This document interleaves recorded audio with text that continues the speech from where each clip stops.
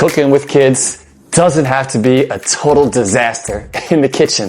Well, maybe it does. Psych, it really does not. Teach them mise en place. French word, everything has its place. Kids love learning new languages and new cultures. Mise en place. M-I-S-E space E-N space P-L-A-C-E. When I first worked in a restaurant, the chef told me that. I'm like, what are you talking about? I just want to deliver food. He says, mise en place. It'll make everything easier. It's a beautiful, beautiful way to run your kitchen and, run your life and run your family. Cooking will get messy, but doesn't have to be complete disaster. What's the messiest memory you've had with your kids in the kitchen? Share in the comments below. Excited to hear about all your stories.